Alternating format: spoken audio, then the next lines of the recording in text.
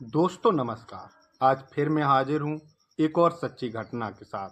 दोस्तों, आज की जो सच्ची घटना मैं आप लोगों को सुनाने वाला हूँ, ये सच्ची घटना है पाकिस्तान प्रांत की। पाकिस्तान प्रांत के अंतर्गत एक शहर पड़ता है कराची। कराची में एक इमाद नाम की लड़की अपने माता पिता के साथ बड़े ही खुशहाल तरीके से रह रही होती है। दरअसल जो इमाद होती है वो पढ़ने लिखने में बहुत ही होशियार होती है और उसके माता पिता पैसे से रईस खानदान की होती है, क्योंकि उसके जो पिता होते हैं वो एक बहुत ही रईस आदमी होते हैं। और इमाद जो कि बहुत ही काफ़ी खूबसूरत और पढ़ने में बहुत ही होशियार होती है। वो एक देश होता है मंगोलिया, वहाँ पर वो अपनी पढ़ाई जो ग्रेजुएटिंग की थी वो पूरी कर रही होती है। वहीं पर उसे एक लड़के से प्यार हो जाता है। इमाद को जब उस लड़के से प्यार हो जाता है तो इमाद जब अपने घर आती है और जब वो अपने घर रहती है, कुछ टाइम काटती है, तो उसके बाद ये इमाद होती है अपने माता पिता से कहती है कि मुझे फिल्म एक्टर्स बनना है।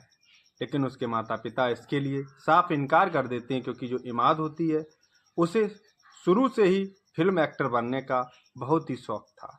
लेकिन उसके माता पिता उसे समझाते हैं कि बेटा, अच्छे घर जो खानदानी लोग होते हैं, जो इज्जतदार लोग होते हैं, वो ऐसा काम नहीं करते। लेकिन वो लड़की इमाद ये सब बात मानने के लिए तैयार नहीं थी, क्योंकि उस पर तो एक एक्टर बनने का भूत सवार होता है। वो अपने माता पिता की बात उनके समझाने बुझाने के बाद कुछ देर के लिए मान तो जाती है और वापस अपनी पढ़ाई में लग जाती है, जहाँ उसे एक लड़का होता है सरन।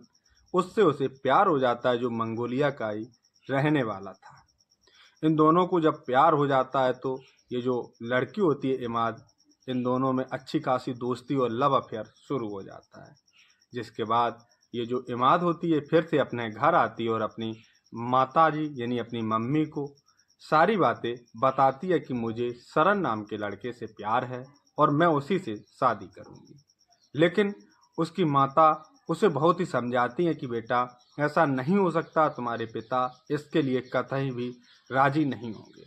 लेकिन इमाद जो होती है वो इसकी बात नहीं मानती है, और जब ये नहीं मानती है तो इस बात की जानकारी इसकी अम्मी, इमाद की माँ, अपने यानी इमाद के फादर को ये सारी बातें बताती है।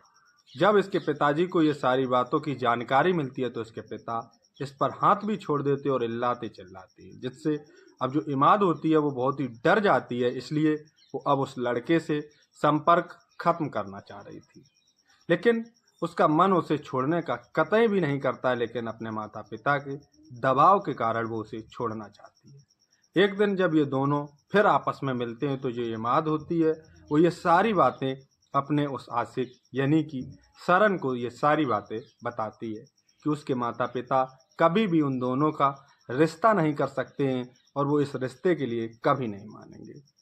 इसलिए जो इमाद होती है वो सारी बातें जब इस सरन को बताती है तो अब सरन कहता है कि अब बताओ तुम क्या आगे क्या करना है।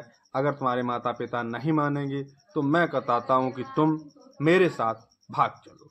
लेकिन इमाद इसके लिए तुरंत ही हाँ नहीं करती और वापस लौटकर अपने घर आ जाती है। 2-4 दिन ये बात सोचने में बिता देती है।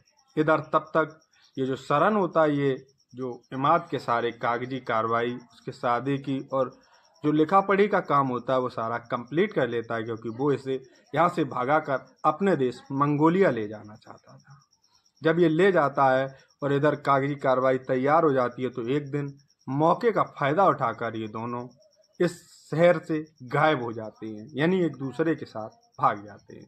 ये जो सरन होता है ऐसे इमाद को इसके यहाँ से ले तो जाता है शादी का बहाना बनाकर, लेकिन ये अपने घर से नहीं ले जाता। ये उसे मंगोलिया के एक होटल में रखता है और करीब वहीं पर ये दोनों रहते हैं। इमाद हर रात्रि को उस होटल में पहुंचता है और उस इमाद के साथ यानी सरन उस रात्रि में संबंध बनाते हैं। उस दिन से लेकर ये सिलसिला जब शुरू हो जाता है तो रुकने का नाम नहीं लेता, क्योंकि ये जो सरन होता है ये उसे अपनी पत्नी बना चुका होता है और ये आए दिन उस इमाद के साथ संबंध बनाना शुरू कर देता है। एक दिन इमाद इसे अपने घर ले जाने को कहती है तो ये उसके साथ मारपीट भी करता है। अब इमाद भी समझ जाती है कि अब वो बहुत ही बुरी फंस चुकी है और वो अब अपने देश में भी नहीं है। अब वो करे तो क्या करे। इधर जो सरन होता है वो बस इतने काम के लिए उसके पास आता है कि उसके साथ अपनी रात रंगीन करता है और चला जाता है। और एक दिन मौके का फ़ायदा उठाकर ये सरन जो होता है, ये जो ब्लू फिल्म के डायरेक्टर होते हैं, ये जो इमाद होती है उसे बेच देता है और उनसे एक मोटी रकम ले लेता है। हालांकि जो इमाद होती है वो देखने में काफ़ी स्मार्ट होती है, इसलिए वो लोग भी इस पर मोटा पैसा खर्च कर देते हैं और इसे ले लेते हैं। इमाद को अब बिल्कुल समझ में आ चुका होता है कि उसके साथ आखिर होना है तो क्या होना है, इसलिए उसे भी एक एक्टर बनने का शौक था और वो एक एक्टर बनना चाहती थी और वह कहाँ से कहाँ पर फंस चुकी है। ये भी उसके दिमाग में सारा कुछ चल रहा होता है, लेकिन अब उसके हाथ से ये सारी बातें निकल चुकी होती हैं, क्योंकि अब वो कर तो कुछ नहीं पाती है। बस उसे बेचकर जो सरन होता है वो चला जाता है और इधर वो एक डायरेक्टर के हाथ में फंस जाती है, जो फिल्म का डायरेक्टर होता है, जिसके यहाँ गंदी फिल्मों की शूटिंग हुआ करती थी। जब ये शूटिंग एक दिन शुरू होती है तो इमाद को भी इस शूटिंग में उतारा जाता है और उसे एक कमरे में रखा जाता है।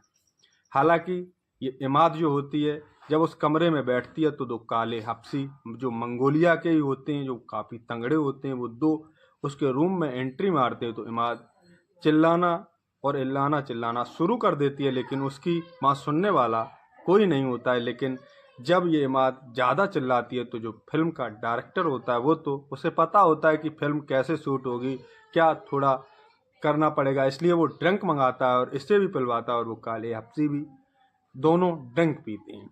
और ड्रिंक पीने के बाद इस इमाद के तन से एक एक करके सारे कपड़े अलग कर देते हैं और ये फिल्म की शूटिंग शुरू हो जाती है। यानी वो काले हफ्सी उस इमाद के साथ संबंध बनाना शुरू कर देते हैं। इमाद की फिल्में अब अच्छी तरीके से बिकने लगी थीं और इस काम को करने में अब इमाद को भी कतई हिचकिचाहट नहीं होती है, क्योंकि उसे लग रहा होता है कि अब वो आगे अपनी ज़िंदगी में करेगी तो क्या करेगी, क्योंकि वो वापस अपने घर तो जा नहीं सकती, क्योंकि इधर उसकी जो फिल्म की सीढ़ियाँ होती हैं वो काफ़ी पॉपुलर हो रही होती हैं, इसलिए उसने अच्छा खासा पैसा भी कमा लिया होता है। इस काम को करने में इमाद को करीब 6 महीने का समय निकल जाता है, जिसके बाद इमाद इसको 6 महीने तक और करती है और जिसके बाद ये इस काम को हमेशा हमेशा के लिए छोड़ देती है, क्योंकि इतने दिनों में ही उसने 1 साल के अपने करियर में बहुत मोटा पैसा कमा लिया होता है और उसी मंगोलिया देश में ही वो एक वृद्धा आश्रम शुरू कर देती है और उन पर ही अपना पैसा खर्च करना शुरू कर देती है। और इमाद अब अपनी ज़िंदगी को बड़े ही खुशहाल तरीके से जी रही होती है। तो दोस्तों, ये थी हमारी आज की जो सच्ची घटना थी, वो ये थी। ऐसी ही सच्ची घटना सुनने के लिए हमारे चैनल को लाइक और सब्सक्राइब करें। जय हिंद, जय भारत।